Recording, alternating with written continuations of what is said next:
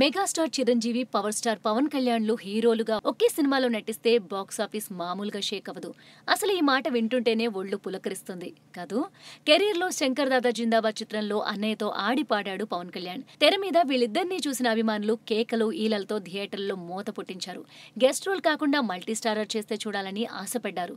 కానీ ఆ వెంటనే మెగాస్టార్ రాజకీయాల్లోకి వెళ్లిపోవడంతో ఇక తమ కల నెరవేరదని మెగా అభిమానులు డీలా పడిపోయారు. అయితే అభిమానుల కోరిక మేరకు 9 సంవత్సరాల తర్వాత తిరిగి రీ ఎంట్రీ ఇచ్చారు మెగాస్టార్. దీంతో ఫ్యాన్స్ ఆశలు మళ్లీ చిగురించాయి. ఇక్కడే మరో సమస్య వారిని వేధిస్తోంది. అన్నయ్యకు తమ్ముడికి మధ్య గ్యాప్ బాగా పెరిగిపోవడం, రానున్న కాలంలో పవన్ పొలిటికల్ గా బిజీ అవుతుండటంతో ఇక తమ కల కలగానే మిగిలిపోతుందని వారు భావించారు. సరిగ్గా అలాంటి సమయంలో MP Kalabandhu T Subbirami Reddy Telugu cinema చరిత్రలో ఎవ్వరూ ఊహించని ప్రకటన చేశారు. చిరంజీవి, పవన్ కళ్యాణ్ హీరోలుగా ఒక మల్టీ స్టారర్ నిర్మిస్తున్నట్లు, దానికి త్రివిక్రమ్ దర్శకత్వం వహిస్తారని ప్రకటించారు.